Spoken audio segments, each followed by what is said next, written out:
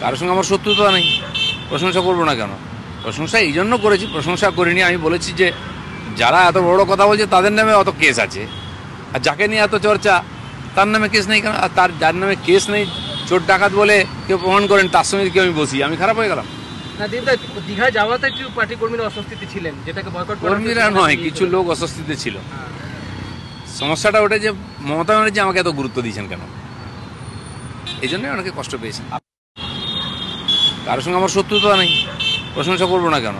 প্রশংসা এই জন্য করেছি, প্রশংসা করিনি। আমি বলেছি যে যারা এত বড় কথা বলছে তাদের নামে অত কেস আছে, আর যাকে নিয়ে এত চর্চা তার নামে কেস নেই কেন? আর তার যার নামে কেস নেই, চোর ডাকাত বলে কেউ প্রমাণ করেন, তার সঙ্গে কেউ আমি বসি, আমি খারাপ হয়ে গেলাম? না দিদা, দীঘায় যাওয়াতে একটু পার্টি কর্মীরা অস্বস্তিতে ছিলেন, যেটাকে বয়কট করা কর্মীরা নয়, কিছু লোক অস্বস্তিতে ছিল। সমস্যাটা ওটা যে মমতা ব্যানার্জি আমাকে এত গুরুত্ব দিয়েছেন কেন, এই জন্যই অনেকে কষ্ট পেয়েছেন। কারোর সঙ্গে আমার শত্রুতা নেই, প্রশংসা করবো না কেন? প্রশংসা এই জন্য করেছি, প্রশংসা করিনি। আমি বলেছি যে যারা এত বড় কথা বলছে তাদের নামে অত কেস আছে, আর যাকে নিয়ে এত চর্চা তার নামে কেস নেই কেন? আর তার যার নামে কেস নেই, চোর ডাকাত বলে কেউ প্রমাণ করেন, তার সঙ্গে কেউ আমি বসি, আমি খারাপ হয়ে গেলাম? না দিদা, দীঘায় যাওয়াতে একটু পার্টি কর্মীরা অস্বস্তিতে ছিলেন, যেটাকে বয়কট করা কর্মীরা নয়, কিছু লোক অস্বস্তিতে ছিল। সমস্যাটা ওটা যে মমতা ব্যানার্জি আমাকে এত গুরুত্ব দিয়েছেন কেন, এই জন্যই অনেকে কষ্ট পেয়েছেন। আরামবাগ টিভি প্রশ্ন তুললেই দোষ, তাই না? দিলীপ ঘোষ সম্পর্কে কেন আরামবাগ টিভি এইসব কথা বলছে? কেন বিভাজন তৈরি করছে আরামবাগ টিভি? আরামবাগ টিভির উদ্দেশ্য কি? কার ইন্ধনে চলছে আরামবাগ টিভি? কেন বিজেপির ক্ষতি করছে আরামবাগ টিভি? এসব বলা হচ্ছিল না আমি দিলীপ ঘোষ সম্পর্কে প্রশ্ন তুলছিলাম বলে? এবার কি বলবেন? উনি গতকালকে দিল্লিতে নেমে মিডিয়ার সামনে এইসব বলেছেন, মমতা ব্যানার্জিকে কার্যত ক্লিন চিট দিয়েছেন। উনার নামে কোনো কেস টেস্ট নেই, তো উনাকে তো প্রমাণ করা যায়নি চোর ডাকাত বলে, তো বসলে দোষ। আসলে মমতা ব্যানার্জি গুরুত্ব দিচ্ছেন, সেটা অনেকের খারাপ লাগছে। মানে উনি খুবই গর্বিত যে মমতা ব্যানার্জি ওনাকে গুরুত্ব দিচ্ছেন, কিন্তু সেটা অনেকের খারাপ লাগছে। তো সেটা কি করার আছে? কর্মীদের না, কিছু অংশের লোকের খারাপ লাগছে, যেহেতু মমতা ব্যানার্জি আমাকে গুরুত্ব দিচ্ছেন। তো এই হচ্ছে দিলীপ ঘোষের বক্তব্য।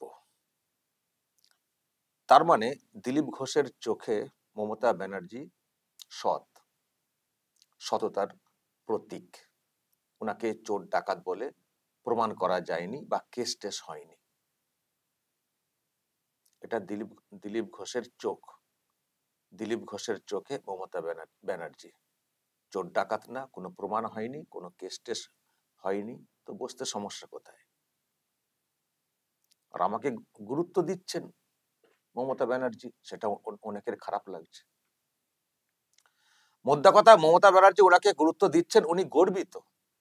আর ওনার চোখে মমতা ব্যানার্জি একজন সৎ, যেটা টিএমসি বলে থাকে সততার প্রতীক, সেটা দিলীপ ঘোষও বিশ্বাস করেন।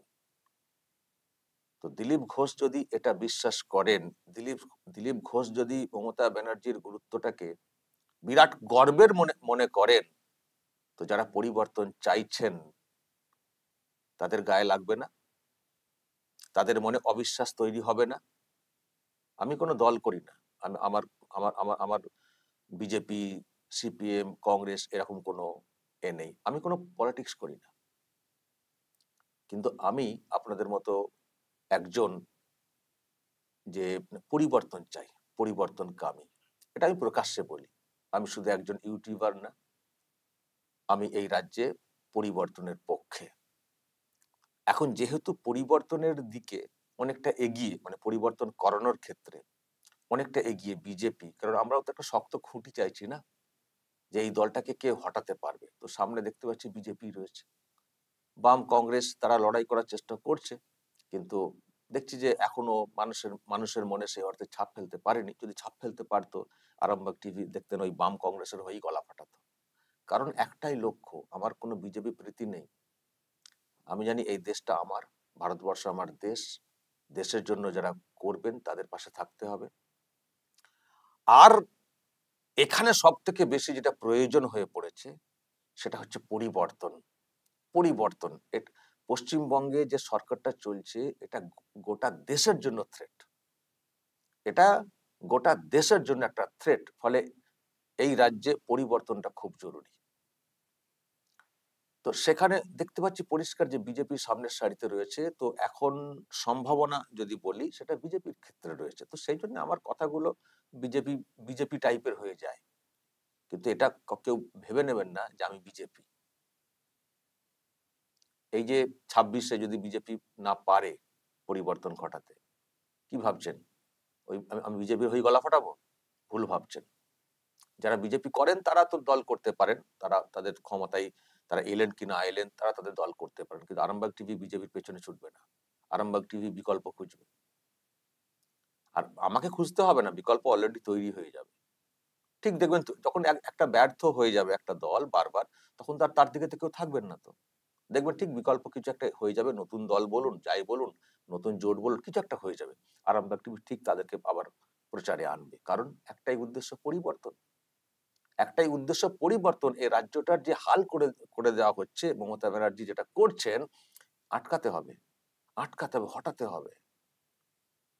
তো যখন আমরা এই পরিবর্তনকামী মানুষ, যখন আমরা দেখতে পাচ্ছি যে যার জন্য রাজ্যটা রসাতলে চলে যাচ্ছে, যার জন্য সাধারণ মানুষ খুন হচ্ছেন, এবং ওনার দলের ওনার আমলেই খুন হয়েছেন 21-এর ভোটের পরে, তো আমি পলিটিক্যাল খুন হিসেবে দেখছি না, আমি দেখছি সাধারণ মানুষ খুন, আমার যেটা দেখার। তো যখন দেখতে পাচ্ছি এটা একটা পঞ্চায়েত ভোট হলে খুন হচ্ছে, রক্ত ঝরছে, এত কিছু হচ্ছে, তো তার সঙ্গে কেউ বসে কুশল বিনিময় করবেন, গজা পেড়া খাবেন, এবং তারপরেও উনি বলবেন যা করেছি বেশ করেছি, এবং যাকে ঘিরে ওই দল, শাসক দল তৃণমূল কংগ্রেস একেবারে উচ্ছ্বাস প্রকাশ করবে। আর আমরা কি সত্যি দর্শক একেবারে কি মানে অবুঝ অবুঝ? এটা তো হচ্ছে মমতা ব্যানার্জির সঙ্গে গজা পেড়া ওই একসঙ্গে বসে খাওয়া। দীঘাতে যখন জগন্নাথ মন্দিরের উদ্বোধন করা হয়েছিল, উনি বলছেন আমাকে মানে কি গুরুত্ব দিয়েছেন, আর সবার না কিছু লোকের জ্বলছে। এটাও ঠিক, হয়তো ওই কিছু লোককে জ্বলন ধরানোর জন্যই আপনি গিয়েছিলেন। দেখো আমি মমতার সঙ্গে কেমন সম্পর্কে চলছি। কারণ যখন এই উদ্বোধন করা হচ্ছিল, তখন এই উদ্বোধন করার অনেক আগে থেকেই প্রশ্ন তৈরি হচ্ছিল, বিজেপির লোকেরাই প্রশ্ন তুলছিলেন যে এটা মন্দির না, সরকারি কোষাগারের টাকা তুলে আহ অন্যভাবে তুলে করা হয়েছে, এটা মন্দির না, এটা মানে প্রতারণা করা হচ্ছে। তো যখন দলের অন্যরা অবস্থান ব্যক্ত করছেন, আপনি চলে গেলেন, আপনি জানতেন না যেটা গেলে কি প্রশ্ন তৈরি হবে? তাহলে আপনার মমতার নিমন্ত্রণ রক্ষা করাটা আগে ছিল, না দলের অবস্থানটা বোঝাটা আগে ছিল?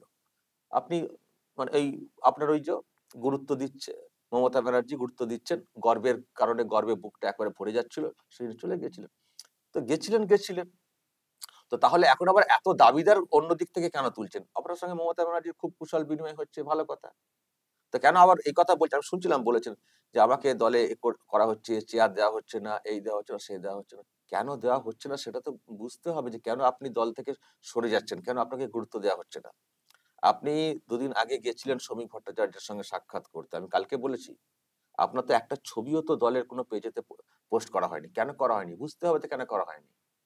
আর আপনি দিল্লি গেছেন, কেউ বলছেন মানে তৃণমূলপন্থী মিডিয়া বলছে যে নাকি দিল্লিতে তাকে ডাকা হয়েছে, কিন্তু আমার কাছে যেটা খবর, কেউ দিল্লিতে ওনাকে ডাকেননি। উনি ওয়াইফকে নিয়ে গেছেন, ঘুরতে গেছেন। এবার হয়তো গিয়ে কারোর সঙ্গে, পুরনো যেহেতু লোক, তো কারোর সঙ্গে নিজের উদ্যোগে সাক্ষাৎ করতে পারেন।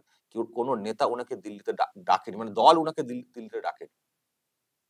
তো বুঝছে বিষয়টা দলও। তো এত অভিমান, এত চিৎকার এসব করলে হবে?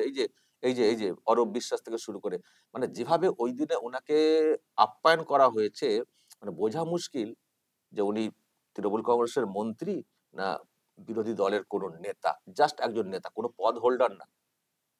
যেভাবে ওনাকে গুরুত্ব দিয়ে ওই দিন দীঘাতে করা হয়েছে, এ তো পরিষ্কার হয়ে গেছে, মানে লোকের চোখে, দলের কর্মীদের চোখে পরিষ্কার হয়ে গেছে। দেখুন, দিলীপ পন্থী কেউ হয়তো ওনাকে জিন্দাবাদ জিন্দাবাদ বলতে পারেন শ্রমিক ভট্টাচার্যের অফিসের সামনে গিয়ে, কিছু লোক তো থাকবেনই যারা ধরুন পদে নেই, পদ থেকে সরে গেছেন, তারা তো এখন দিলীপ ঘোষকে ধরে কিছু একটা জায়গা তৈরি করার চেষ্টা করবেন, তারা হয়তো চিৎকার করতে পারেন, আমার কমেন্ট বক্সে এসেও তারা হয়তো কিছু বলতে পারেন। কিন্তু আমরা তো এগুলো সহ্য করব না। যাকে আমরা চোখের সামনে দেখছি রাজ্যটা সর্বনাশ করে দিচ্ছেন, যোগ্য যারা চাকরি প্রার্থী, চাকরিজীবী সব রাস্তাতে বসে রয়েছেন, নানান সব প্রবলেম। রাস্তাঘাট এখন দেখছেন ডুলি পালকিতে করে পেশেন্টকে নিয়ে যেতে হচ্ছে। কি সব অবস্থা দেখতে পাচ্ছি গোটা রাজ্যের। আর উনি এখনো মস্তি করে, মানে নানান করে বেড়াচ্ছেন, মানে আনন্দ করে বেড়াচ্ছেন। আর কথায় কথায় শুধু বিজনেস সম্মেলন। আবার শুনছি নাকি একটা কি বিজনেস সম্মেলন হবে। টাটার কাকে মানে একটা কি উত্তরীয় পড়িয়েছেন নাকি আবার ক্ষমতায় টাটাকে নাকি আবার আনবেন। সে আপনি যা করে দিয়েছেন রাজ্যটার, সে আমরা হারে হারে টের পাচ্ছি। আর এসব গল্প একটা উত্তরীয় পড়িয়ে এসব অ্যাটলিস্ট আমাদের বিশ্বাস হয় না। ফলে যখন দেখতে পাচ্ছি পরিষ্কার একজন মহিলাকে যে রাজ্যটার সর্বনাশ করে দিচ্ছেন, আর সেই দিলীপ ঘোষ, এবং তিনি বলছেন আমি পরিবর্তন চাই, তিনি তার সঙ্গে তাকে ক্লিন চিট দিচ্ছেন, সার্টিফিকেট দিচ্ছেন, কোনো কেস নেই, চোর ডাকাত না। আপনার এখনো মনে হয়নি মমতা ব্যানার্জির দুর্নীতির ব্যাপারটা এখনো মনে হয়নি? কালকেও খবরটা শোনেননি কি হয়েছে? কলকাতা হাইকোর্টের ডিভিশন বেঞ্চ পর্যন্ত গেছে সরকারটা, যে ওই চাকরি চোরদের চাকরিতে ফের নতুন করে সুযোগ দেওয়ার জন্য। আপনার এখনো মনে হয়নি ওনার নামে কেস হয়নি বলে? ওনার নামে কেস হয়নি বলে, কেস তো নিচুতলায় যারা আছেন দায়িত্বে তাদের নামে হচ্ছে, কিন্তু মাথায় যিনি বসে রয়েছেন, যার দিকে পুরো আঙুলটা উঠছে, আপনার দলের সবাই সে কথা বলছেন যে মাথাকে ধরতে হবে, মাথাকে ধরতে হবে। কেস তো সবসময় ওইভাবে তো হয় না, কিন্তু দুর্নীতির মাথা হিসেবে নিশ্চয়ই একটা সময় আসবে বিষয়টা সামনে। এখন ক্ষমতাতে আছেন বলে অনেক প্রভাব খাটাচ্ছেন, ক্ষমতা চলে গেলে নিশ্চয়ই একটা সময় তাকে জেলে যেতে হবে। জেলে হয়েছে তো অন্যান্য রাজ্যের ঘটনা। তো যেখানে পরিষ্কার, সকলের সামনে পরিষ্কার হয়ে যাচ্ছে, চোখের সামনে পরিষ্কার হয়ে যাচ্ছে, আপনি গর্বে বুক ফুলিয়ে ফেলছেন। মমতা ব্যানার্জি আপনাকে গুরুত্ব দিচ্ছেন, সেজন্য অনেকের কষ্ট হচ্ছে, আপনার গর্বে বুকটা ফুলে উঠছে। আপনার এখনো মনে হয়নি যে মমতা ব্যানার্জি এই সমস্ত দুর্নীতির মাথা? একবারে আপনার মনে হয়নি আপনার দলের সবাই যেটা মনে করছেন, আপনি পরিবর্তনে লড়বেন? যখন আপনি এতটা ক্লিন চিট দিতে পারছেন, এখনো আপনার মানে এখনো আপনার মনে হচ্ছে না যে এই টোটাল রাজ্যটার সর্বনাশকারী হচ্ছেন মমতা ব্যানার্জি, বা এই যে দুর্নীতি হয়েছে বিষয়টা, তিনি দুর্নীতিতে প্রশ্রয় দিয়েছেন, এই হয়েছে, আপনার এখনো মানে মনে হয়নি মমতা ব্যানার্জির? সিঙ্গুর নন্দীগ্রামে যখন মানে বাম আমলে যখন ওইসব হয়েছিল, তখন কি বুদ্ধদেব ভট্টাচার্যের নামে কোনো কেস হয়েছিল ওই ওই ব্যাপারে? ডিরেক্টলি ডিরেক্টলি বুদ্ধদেব ভট্টাচার্যের নামে কি কেস হয়েছিল ওই সময়? কিন্তু বুদ্ধদেব ভট্টাচার্যের ধুতিতে রক্তের দাগ, এই দাগ বলে বলা হয়নি। তাকে দোষী হিসেবে এই মমতা ব্যানার্জি করেননি। তার নামে কেস ফাইল, এফআইআর নাম্বার দিয়ে প্রতিবাদ করছিলেন। এফআইআর নাম্বার দিয়ে প্রতিবাদ করছিলেন যে মুখ্যমন্ত্রী উনি এইগুলোকে এই করেছেন, সেই করেছেন বলে ওনাকে ডিরেক্টলি দোষারোপ করা হচ্ছিল। আপনার পাশে যিনি বসে রয়েছেন উনি করেছিলেন। আর ওনার নামে এখনো মামলা হয়নি বলে, দুর্নীতি বা চোর ডাকাতির। ওনার ভাইপোর নামে কি চলছে? ওনার ভাইপোর নামে কি চলছে? আর ওনার ভাইপোকে উনি কিভাবে গার্ড করছেন? আর কথাতে কি রয়েছে? যে চুরি করে আর যে সেটাকে সাপোর্ট করে, কি কি কি কি তাকে কি ধরা হয়? সবকিছুই কি ওই এফআইআর নাম্বার ধরে বলতে হবে? আপনার দৃষ্টিতে আপনি নেতা হয়েছেন, আপনি দলের এরকম দায়িত্বে ছিলেন, এখন আপনি এইরকম কথা বলছেন, আপনি নেতাগিরি করছেন, যে আপনার যার সঙ্গে লড়াই প্রতিপক্ষ, তার আমন্ত্রণে গর্বে বুকটা ফুলে উঠছে, তাকে ক্লিন চিট দিয়ে যাচ্ছেন, আর আপনাকে বিশ্বাস করতে হবে, আপনার গুণ গাইতে হবে। আর এই কথা আরামবাগ টিভি বলে আরামবাগ টিভি বিজেপিকে বিভাজিত করছে। আরামবাগ টিভি যেটা চাইছে যে পরিবর্তন করতে হবে, আর পরিবর্তন করতে গেলে যদি শক্তভাবে লড়তে হয়, তাহলে দলের মধ্যে যারা বিশ্বাসঘাতকতার কাজ করতে পারেন তাদেরকে ছেঁটে ফেলতে হবে। তবেই কিন্তু যদি একটা কোনো রেজাল্ট আসে।